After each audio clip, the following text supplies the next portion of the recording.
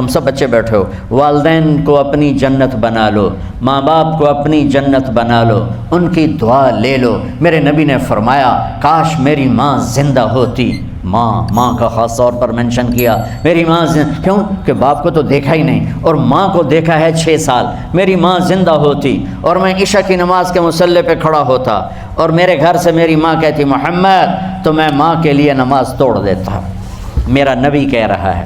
اور جب آپ حج پہ تشریف لے گئے اور ابوا کے میدان سے گزرے جہاں میرے نبی کی والدہ کا انتقال ہوا تھا، اس بات کو 57 سال گزر چکے ہیں۔ 6 برس کی عمر میں مدینہ سے نکلے 3 افراد، میرے نبی کی ماں، میرے نبی کے والد کی باندی ام ایمن، وہ بھی ماں ہیں، انہوں نے بھی دودھ پلایا تھا میرے نبی کو۔ 2 مائیں ہیں، ایک دودھ پلانے والی، ایک پیدا کرنے والی، اور ایک میرے نبی ہیں۔ جب ابوا کے پہاڑوں میں پہنچے تو اچانک ہارٹ اٹیک سے حضرت آمنہ 25 سال کی عمر میں انتقال فرما گئیں، اور میرے نبی نے اتنا اس کا غم لیا۔ 6 سال کا بچہ، میں سن 2000 میں وہاں گیا تھا، میرے آنسو نہیں رکنے کو آ رہے تھے کہ کہاں میرے نبی کی ماں کو اللہ نے اٹھایا، نہ کوئی آسرا، نہ کوئی سہارا، نہ کوئی رشتہ، نہ کوئی جھولی، نہ کوئی چھاؤں، ایسے تنہ تنہا یتیم کر دی۔ جب ان کو پتھروں میں دبا کے نیچے اترے، ام ایمن کو سے ہاتھ چھڑا کر بھاگے اور اوپر پہاڑی پہ چڑھ گئے۔ جب ام ایمن پیچھے گئیں تو ام ایمن نے کیا دیکھا کہ ابوا کے پہاڑ بھی رو رہے ہوں گے، آپ ماں کی قبر کو چمٹ کے ایسے اوپر لیٹے ہوئے تھے، قبر کو پکڑا ہوا تھا، اوپر لیٹے ہوئے تھے۔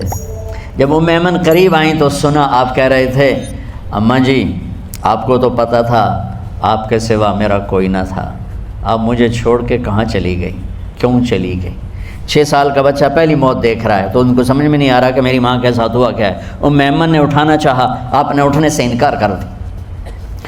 اس صدمے کو سینے میں لیے ہوئے 57 سال کے بعد، 7ویں دن بندہ رو نہیں سکتا، رونا نہیں چاہے تو رونا نہیں آمدا، 57 سال کے بعد آپ اس وادی سے گزرے، آپ نے اونٹنی کو ماں کی قبر کی طرف موڑ دیا، اور ان پلرز کو 3 گنا کرو تو وہ پہاڑ بنتا ہے، چھوٹی پہاڑی تھی۔ اونٹنی کو نیچے بٹھایا، اوپر پہاڑ پر گئے، اور یہ مجھے دیکھو، یوں آپ نے گھٹنے کھڑے کیے ماں کی قبر کے سرانے، اور یہ ہاتھ یہاں رکھے اور پھر سر دیا اپنے گھٹنوں میں یوں، پھر رونا شروع کیا۔ اتنا روئے، اپریل کا مہینہ تھا، دھوپ سر پہ پڑ رہی تھی، ہم تو ٹھنڈی دھوپ میں بیٹھے ہیں، شدید دھوپ میں بیٹھے تھے، اور اس کنڈیشن میں یہ بچوں کا سٹائل ہوتا ہے، جب لمبا رونا ہو تو وہ یوں بیٹھتے ہیں سر اندر دے کر۔ اتنا روئے کہ آپ کی داڑھی ساری آنسوں سے بھر گئی، سینہ تر ہو گیا، احرام تر ہو گیا، اور کئی گھنٹے بیٹھ کے روتے رہے۔ 2 جہان کے سردار ہو کر تمنا کر رہے ہیں کاش اماں تو زندہ ہوتی تو مجھے کہتی محمد میں تیرے لیے نماز توڑ دیتا۔ اور میرے نبی نے، یہ بچیاں غور سے سنو، میرے نبی سے پوچھا گیا یا رسول اللہ قیامت کب آئے گی؟ آپ نے فرمایا یہ تو اللہ کو پتہ ہے۔ میں نے کہا یا رسول اللہ کوئی نشانی بتا دیں، تو آپ نے فرمایا جب بچیاں ماؤں کو ذلیل کریں گی تو قیامت آ جائے۔ جب بیٹیاں ماؤں کے ساتھ بدتمیزی کریں گی اور ماؤں کو ذلیل کریں گی تو قیامت آ جائے گی۔ ایک ماں بیٹی کو میں بھول نہیں سکتا، ماں کے موٹے موٹے آنسو گر رہے تھے، اور بیٹی ماں سے کہہ رہی تھی بھوک نہیں، ہماری اپنی پنجابی زبان بھوک نہیں، اوئے ہوئے ہوئے ہوئے، یہ تو ہم نوکر کو کہتے ہوئے ڈرتے ہیں، وہ ماں سے کہہ رہی تھی بھوک نہیں، یعنی بکواس نہ کر، اور وہ آگے چپ، صرف آنسو اس کے گر رہے تھے ایسے۔ شاید وہ یاد کر رہی تھی کہ 9 مہینے کیسے اس کو میں نے پیٹ میں پالا، جنتے ہوئے کتنی تکلیفوں سے گزری، اور اس کو دودھ پلاتے ہوئے کتنی راتیں میں نے کاٹ کاٹ کے گزاریں، اور اس کے پیشاب دھوتے ہوئے کتنی دفعہ میں سردی میں ٹھٹھری، اور آج یہ مجھے کہہ رہی ہے بھوک نہیں۔ اس لیے میرے نبی نے فرمایا جس نے ماں باپ کو دکھ دیا، سنو غور سے بچوں سارے سنو، جس نے ماں باپ کو دکھ دیا اس پہ اللہ کی لعنت، اس پہ فرشتوں کی لعنت، اس پہ زمین آسمان کی لعنت، نہ ان کی نماز قبول ہے، نہ روزہ قبول ہے، نہ صدقہ قبول ہے۔ میرے نبی کی زندگی کا دوسرا روپ حقوق العباد، نماز حقوق اللہ میں آ جاتی ہے، میں حقوق العباد کی تھوڑی سی وضاحت کر رہا ہوں۔ ماں باپ زندہ ہیں تو دعا لے لو۔ والدین سے کہتا ہوں بچوں کو عزت دو، جہاں اولاد ماں باپ کے حقوق ہیں وہاں اولاد کے حقوق ہیں، اولاد کو عزت دو، اولاد کو عزت دو، اولاد کو عزت دو۔ بہت سی اولاد کی نافرمانی کا ذریعہ ماں باپ بن رہے ہیں، سختی کر کے، زبردستی کر کے اور ٹھونس کر چیزیں نوکروں کی طرح سلوک کر کے۔ میرے نبی کے گھر میں جب بیٹی فاطمہ ملنے کے لیے آتی تھیں تو میرے نبی بیٹھے نہیں رہتے تھے، یا اب چیئر پہ بیٹھے ہوئے بی بی فاطمہ آ گئی، اب زمین پہ بیٹھے ہوئے ہیں بیٹی آ گئی، اب چارپائی پہ لیٹے ہوئے ہیں بیٹی آ گئی۔ میرے نبی کیا کرتے تھے؟ کھڑے ہو جاتے تھے، کھڑے ہو جاتے، ایک دم کھڑے ہو جاتے تھے، اور پھر کھڑے نہیں رہتے تھے، تیزی سے آگے بڑھتے تھے اور حضرت فاطمہ کا ہاتھ پکڑ لیتے تھے۔ یہ والدین غور سے سنو، حضرت فاطمہ کا ہاتھ پکڑ لیتے تھے اور ہاتھ پکڑ کے مجھے دیکھو اے یوں بوسہ لیتے تھے، بیٹی کا بوسہ لیتے تھے، پھر ہاتھ چھوڑتے نہیں تھے، ہاتھ پکڑے پکڑے لاتے لاتے لاتے ان کو چارپائی پر پہلے بٹھاتے تھے پھر خود بیٹھتے تھے۔ یہ باپ اور رسول ہو کر بیٹی کو یہ عزت دیتے تھے۔ پھر وہ جنت کی عورتوں کی سردار بنی، پھر وہ جنت کے سرداروں کی ماں بنی، پھر وہ اللہ کے شیر کی زوجہ بنی۔ تو والدین سے کہتا ہوں کہ اپنے بچوں کو عزت دو، عزت دو، عزت دو، عزت دو۔ پھر آپ سے زندگی کے بڑے فیصلے ہیں شادی۔ اب لوگ اکٹھے پڑھتے ہو لڑکے لڑکیاں، اپنی شادی کے فیصلے خود نہ کرو، اپنے ماں باپ کے حوالے کرو۔ اس میں شرافت بھی ہے، اس میں برکت بھی ہے، اس میں رحمت بھی ہے، اور اس میں والدین کی دعائیں بھی ہیں۔ کورٹ میرج کو ہوا نہ دو، boyfriend girlfriend culture ہمارا نہیں ہے۔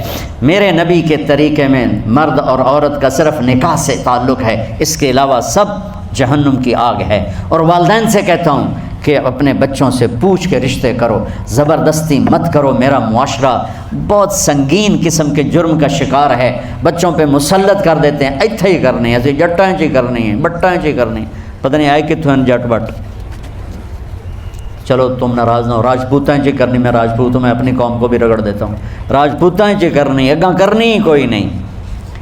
یہ ظلم و ستم اولاد پہ مت کرو، اپنی بچی سے پوچھو، اگر بیٹی ہاں کرے تو پھر قدم اٹھاؤ، اگر بیٹی کہہ دے میں نہیں کرنا چاہتی تو وہ نافرمان نہیں ہے۔ اللہ کے واسطے میری سنو، صرف تم نہیں سن رہے، اس کیمرے سے لاکھوں کروڑوں لوگ سن رہے ہیں۔ اگر بیٹا یوں کہہ دے کہ ابا میں نے یہاں شادی نہیں کرنی، میرا جی نہیں چاہتا ہے، تو وہ بیٹا نافرمان نہیں ہے، فرما بردار ہے، اس نے شریعت کا حق استعمال کیا ہے۔ اب ایسا ظلم مت کرو کہ نہیں اتھے ہی کرنی ہے، اتھے گھروں نکل جا۔ زندگی تم نے تو نہیں گزارنی، زندگی تو بچے نے گزارنی، میں قربان جاؤں۔ ایک حدیث سنو پہلے، پھر اگلی بات سنا تو ما تزوجت وما زوجت الا بوحی من السماء نزل به جبریل۔ لوگو سنو، میں نے جہاں شادی کی، میں نے جہاں بیٹی کی شادی کی، پہلے آسمان سے جبریل فرشتہ اللہ کا حکم لے کر آیا، پھر میں نے قدم اٹھایا۔ سمجھ گئے میری یہ بات؟ سمجھ گئے سارے؟ اب اگلی سنو، حضرت علی فاطمہ کا رشتہ لینے آ گئے، اور جبریل ان سے پہلے آ گئے کہ یا رسول اللہ فاطمہ علی کے لیے ہے۔ باپ محمد مصطفیٰ جیسا ہے، رشتہ مانگنے والا علی جیسا ہے، اور بیٹی فاطمہ جیسی ہے۔ اور آپ پوچھتے ہیں علی کیسے آئے؟ وہ شرم کی وجہ سے کچھ کہہ نہ سکے، چپ۔ آپ کو تو پتہ تھا، آپ نے فرمایا فاطمہ کے رشتے کے لیے آئے ہو؟ کہا جی۔ تو جبریل تنال بیٹھا ہوا ہے کہ یا رسول اللہ اتھے ہی کرنا ہے۔ آپ نے ہاں نہیں کی، آپ نے کہا انشاءاللہ، اور یہ کہہ کر اٹھ گئے۔ انشاءاللہ نبی کا ہاں ہی ہوتا ہے، لیکن جبریل کے آنے کے باوجود اور اللہ کے کہنے کے باوجود میرے نبی کو بھی پتہ ہے کہ یہ رشتہ یہاں کاتب تقدیر نے لکھ دیا ہے، لیکن امت کو سبق سکھانے کے لیے آپ گھر تشریف لے گئے۔ بیٹی فاطمہ کہ جی یا رسول اللہ، کہا علی کا رشتہ آیا ہے، میں ہاں کر دوں؟ سبحان اللہ۔ میں اپنے دیہاتی بچیوں پہ مجھے رونا آ گیا کہ جنہیں پتہ ہی نہیں ہوتا سانو کہیں دنال بندے پہ جانور ہے یا انسان ہے۔ علی جیسا داماد، چلو علی کو چھوڑو، فاطمہ کو چھوڑو، جبریل آیا بیٹھا ہے، جبریل آیا بیٹھا ہے۔ اس کے بعد فاطمہ سے پوچھنے کی کیا بات ہے؟ جبریل آ کر کہہ رہا یا رسول اللہ کہہ رہا ہے فاطمہ علی کے لیے ہے اور علی فاطمہ کے لیے ہے، اور پھر آپ کہتے ہیں بیٹی فاطمہ ہاں کر دو۔ سبحان، ہماری تو آج کی بیٹیاں انکار نہیں کرتی، چپ کر کے گاں ماش طرح بن چھڑ دین کلے نال۔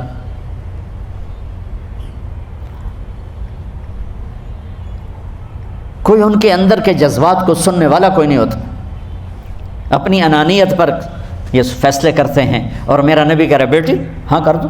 سبحان اللہ، آپ کا کیا خیال ہے فاطمہ نے انکار کرنا تھا؟ یہ تو یہ بیٹیاں نہیں انکار کرتی تو فاطمہ نے کہاں کرنا تھا؟ لیکن یہ سبق دینا تھا ان والدین کو جو نادانی میں نادانی کے فیصلے کر کے اولاد کو ہمیشہ ایک ٹھنڈی آگ میں دھکا دے دیتے ہیں۔ حضرت فاطمہ رضی اللہ تعالیٰ عنہا نے جب ہاں کی پھر آپ باہر نکلے۔ اچھا مزے کا واقعہ ہو، حضرت علی اٹھ کے باہر نکلے تو صحابہ باہر کھڑے انتظار کر رہے تھے کہ کیا ہوا۔ حضرت علی کو بھیجنے والے تھے عبد الرحمن بن عوف، پہلے ابو بکر گئے تو آپ نے انکار کر دیا، عمر گئے رشتہ مانگا آپ نے انکار کر دیا، عبد الرحمن بن عوف نے علی سے کہا آپ جائیں آپ کا رشتہ رد نہیں ہوگا، کہنے لگے میرا تو ذاتی گھر بھی کوئی نہیں، مجھے کہاں سے رشتہ ملے گا، میں تو بالکل غریب ہوں، کہ نہیں تم جاؤ۔ تو واپس آتے انہوں نے عبد الرحمن بن عوف پہ چڑھائی کر دی، وہ کیا ہے نا تو میں نے گلے آئی، انکار ہو گیا۔ تو صحابہ نے پوچھا کیا ہوا؟ کہا کچھ کہا ہی نہیں، چپ کر کے اٹھ گئے۔ تو عبد الرحمن بن عوف کہنے لگے کچھ بولے صحیح، کہ بس اتنا کہا انشاءاللہ کا تو مبارک ہو، نبی کا انشاءاللہ ہاں ہوتا ہے۔ کہا اچھا، تو اتنے میں آپ باہر تشریف لے، کہا علی جی کہو بلاؤ لوگوں کو بلاؤ، ساری مسجد بھر گئی، آپ کے ساری مسجد فل ہو گئی، آپ ممبر پہ کھڑے ہوئے علی کو سامنے بٹھایا، کہا لوگو یہ جبریل میرے پاس اللہ کا پیغام لائے ہیں کہ میں فاطمہ بنت محمد کا نکاح علی کے بن ابی طالب کے ساتھ کر دوں۔ پھر آپ نے خطبہ پڑھا اور کہا کہ علی ہائے ہائے ہائے، میں نے فاطمہ بنت محمد کو 400 درہم مہر کے عوض تیرے نکاح میں دیا، تو نے قبول کیا؟ حضرت علی نے زور سے نعرہ لگایا میں نے قبول کیا، اور سجدے میں چلے گئے، اللہ کا شکر کا سجدہ ادا کیا۔ پھر میرے نبی نے وہیں سارے مجمع کو شہد کا شربت پلایا اور تازہ کھجوریں کھلائیں، اور پھر جب رخصتی ہوئی تو آپ نے حضرت علی سے فرمایا کہ آپ آ کے لے جاؤ۔ پھر آپ نے حضرت ام سلمہ، حضرت حفصہ اور جناب حضرت عائشہ رضی اللہ تعالیٰ عنہ ان تینوں کو بلا کر فرمایا تمہیں پتہ ہے نا مجھے فاطمہ سے کتنا پیار ہے، تو تم فاطمہ کو دلہن بناؤ، اس کی تیاری کرواؤ، اسے دلہن بناؤ۔ تو ان تینوں نے حضرت فاطمہ کو دلہن بنایا۔ پھر آپ نے حضرت علی کو پیغام بھجوایا، وہ تشریف لائے، اپنی اونٹنی لے کر آئے، حضرت عقیل ساتھ ہے، سلمان فارسی ساتھ ہے، اور دروازے پر اونٹنی بٹھائی، آپ علی کو اندر لے گئے اور یوں فاطمہ کا ہاتھ پکڑ کے علی کے ہاتھ میں دے کر فرمایا علی تمہیں نبی کی بیٹی مبارک۔ سبحان۔ پھر آپ نے کہا میری بیٹی فاطمہ مجھے اپنے خاندان میں جو سب سے زیادہ محبوب تھا میں نے تیرا ہاتھ اس کے ہاتھ میں دے دیا ہے۔ والدین سے کہتا ہوں اپنے نبی کی زندگی پڑھو، میرا درد ہے کہ ہماری ثقافت میں اسلام داخل نہیں ہوا، ہمارے عبادت میں اسلام آ گیا، بہت سارا مجمع مرد عورتوں کا نمازی ہے، حاجی ہے، عمرے کرتے ہیں، لیکن ثقافت میں نبوت کی جھلک دکھائی دے، ثقافت میں اللہ کا نبی دکھائی دے، وہ نہیں ہے۔ زندگی بیت گئی اس انتظار میں، مدت سے لگ رہی تھی لب بام ٹک ٹکی، تھک تھک کے گر گئی نگہ انتظار آج، پتہ نہیں کب صبح ہوگی، چلو کہتے تو جائیں مجھے اگرچہ بت ہیں جماعت کی آستینوں میں، مجھے ہے حکم اذان لا الہ الا اللہ۔ والدین کے ذمہ ہے اولاد کو عزت دینا، ان کے سب سے بڑی خواہش میں ان کا احترام کرنا کہ زندگی انہوں نے گزارنی ہے، اور آپ کے ذمہ ہے والدین کے آگے سر جھکا دینا۔ اللہ کے واسطے کورٹ میرجز اور خفیہ شادیاں یہ نہ ہماری ثقافت ہے نہ یہ انسانیت ہے، ہمیشہ دکھ دردوں میں زندگی گزرتی ہے کہ اصل زندگی تو موت کے بعد آنے والی ہے۔ تو والدین پڑھیں شریعت کو، اولاد بھی پڑھے اپنے نبی کی زندگی کو۔ ایک شخص حضرت عمر کے پاس آیا ایک بیٹے کو لے کر، کہا امیر المومنین یہ میرا بیٹا بڑا نافرمان ہے اور مجھے بہت تنگ کرتا ہے۔ حضرت عمر کے پاس لاٹھی ہوتی تو انہوں نے یوں اٹھائی، وہ کہنے لگا حضور معافی دیا جائے، ایک میری گل سن لو۔ آپ نے فرمایا کیا؟ کہنے لگا ماں پیو دے بڑے حق ہیں، بالکل ٹھیک ہے، پر کوئی ساڈا حق بھی ہے ماں پیو تے؟ آپ نے کہا ہاں۔ ہاں۔ کہنے لگے ذرا وہ بتا دیں۔